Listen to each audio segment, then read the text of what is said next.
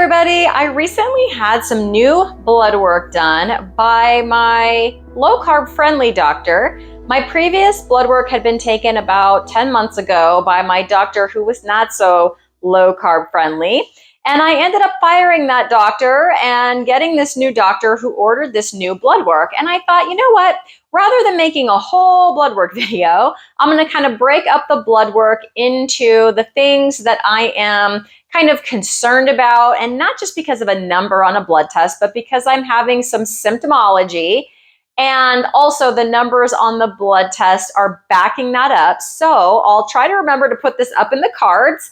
I've already done a vitamin D video. I did that with Nia at Nia's Way. So go and check that out to see what we are both doing to try to increase our vitamin D levels, what my vitamin D levels were and what my goals are for those, as well as hers. But this video is going to be talking all about my thyroid. So I'm pretty sure that based on my symptoms, and I say pretty sure because I never had any blood tests to back it up, but based on my symptoms, I'm pretty sure that I have had thyroid issues and troubles since my 20s, really. My nails, my fingernails have kind of started developing these ridges, and they're still there now.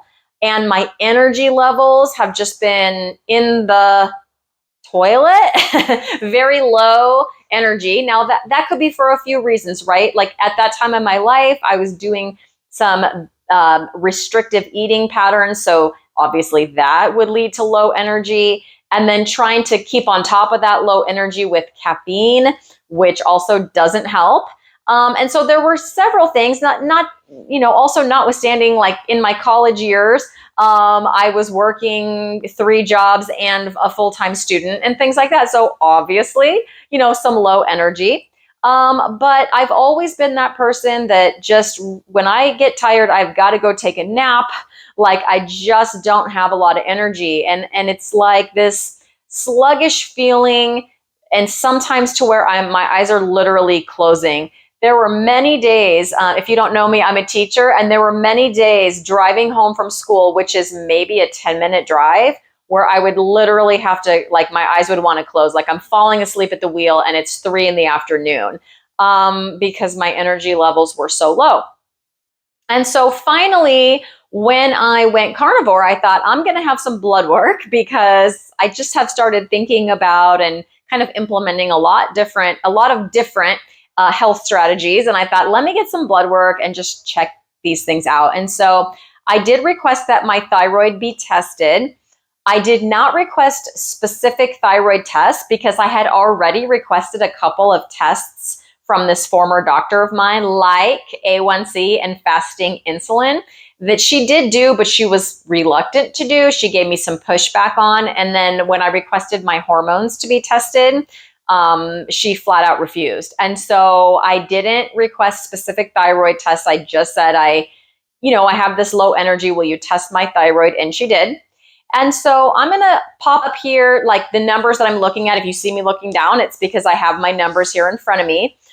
She only tested 2 things, and that was TSH level and free T4. And if you don't know what TSH is, it's thyroid stimulating hormone. So that is not what your actual thyroid is doing. That is what your pituitary gland is doing. Your pituitary gland is sending out this thyroid stimulating hormone if it senses that you need more thyroid in your body. So my TSH in October of 2023 was 6.28, and that is extremely high.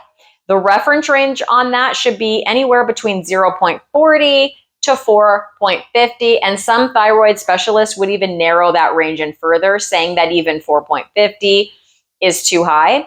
And what that really means, although I am not a doctor and this is not medical advice, but from what I've learned, if your pituitary gland is sending out all of this TSH, it's like screaming at your thyroid, like, hey, buddy, you're sleeping on the job. Let's go. There's not enough thyroid hormone. Do something. Make some thyroid. And thyroid isn't listening, isn't doing its job. And so it just keeps pumping out more TSH, trying to get that thyroid to wake up and do something. So my TSH was quite high. However, at the time, being again October of 2023, my free T4, which was the only other thing she measured, was a 1.2, which is definitely in that normal reference range of 0.8 to 1.8. Now, I should have had tested my free T3, perhaps my reverse T3, and some thyroid antibodies. None of those were tested.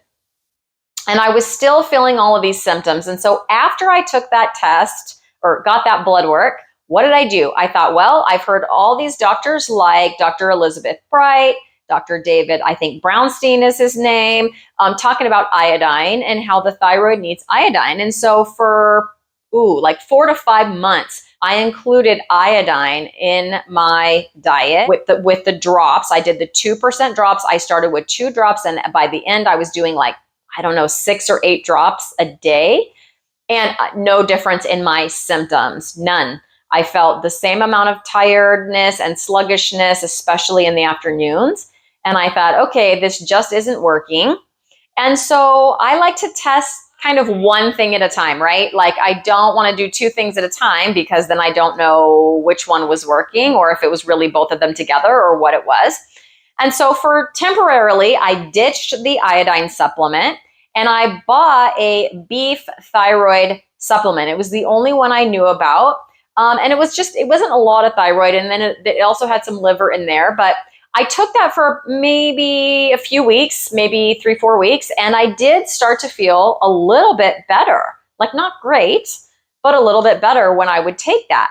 And about that time is when I saw my new low carb friendly doctor and got this new blood work. Now, I had told her that I was starting to feel better. And so we agreed because I would have had to go off of that for 6 weeks, she said, before doing that new thyroid blood work to make sure that that was all out of my system and that we were just testing what my body was doing. And I just didn't want to do it. I did not want to do that. And so I went ahead and kept taking it. And I got this new blood work on August the 30th. And she did test more numbers, although not all of them, but she did test 4 numbers. So this is the good news. My TSH went from a 6.28 to a 4.86. Now, that, mind you, that is still above the reference range. Again, the high end of the reference range is 4.50, but definitely it has decreased loads, right? It's almost into the reference range. My free T4 was still 1.2, so exactly the same. Now, what free T4 does, it is not the active form of thyroid hormone. Your thyroid produces free T4, but it has to be converted into what's called free T3, and that is the active form. So my free T3 level on August 30th of 2024 was 2.6, and the reference range on that is 2.3. Ooh, just barely squeaked it in there, right? At a 2.6, 2.3 to 4.2. So it's barely within the normal range. Now, I have been watching some videos by Dr. Amy Horniman. She is a thyroid fixer, is what she calls herself. She's a thyroid doctor. She specializes in thyroid. And she talks about that free T3, especially if you're having symptoms. She really believes in treating the symptoms and not the blood work, which I agree with. But she says that thyroid free T3 should really be more like in the top third of that range. And so that's what I decided I'm going to work on. My new doctor did not test reverse T3. Sometimes that T4, instead of converting to T3, can be converted to reverse T3, which basically does nothing. So it's just wasted, right? But I've decided since my TSH is going in the right direction, I'm going to keep going with what I'm doing with a couple of tweaks and then test my thyroid again and see what happens to that free T3 number and also my symptoms. So here is what I've done. So I'm continuing on with the beef thyroid supplement, but I changed brands, and I changed brands to one that has a higher dose. It's one by Forefront Health, and I can't remember the exact amount, but I think it's 65 milligrams. I'm not sure, but I'm pretty sure it's 65. And I do have a higher dose one, but I didn't want to start there. And I take that in the morning, first thing.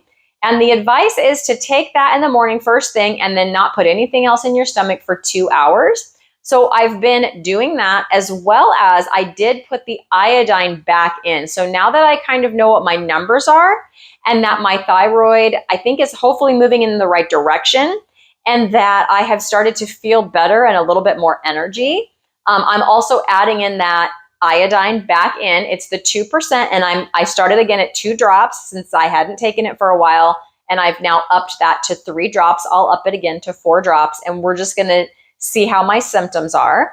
And you know, the other thing I did was I cut out caffeine totally. I have been caffeine free, not very long, 2 days. But I think that this is also going to help, not being on that roller coaster of like caffeine and then crash. So I think that's really going to help, and also not like burn out my adrenals in the process with the stress hormones and things like that. And then the last number that was tested, now I know there are 2 different antibodies to test for. My new doctor did not test for both. Again, I did not specifically ask for that. I asked for some other things, didn't want to push it. We really have a good working relationship up to this point, and so maybe next time. But she did test some antibodies. They're called thyroid peroxidase antibodies. And the reference ranges, you want to be less than 9, and mine are 2. So they're not 0. And honestly, I know that's only one of the antibodies, and there's another one. But 2 is not 0.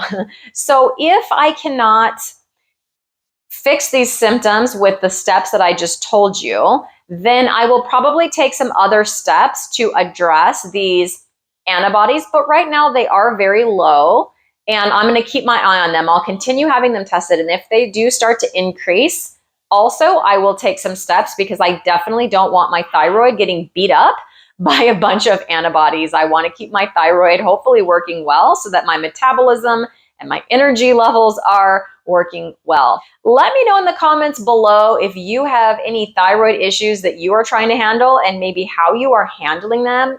I have heard from so many people since I started my channel that talk about their thyroid and issues with their thyroid. If you like this video, also please give it a thumbs up and consider subscribing to my channel. It's a free way that you can help spread this carnivore message out there to people who need to hear it the most. I guess now it's time to go and meet some wellness, one hopefully healthy thyroid at a time. Bye, everybody.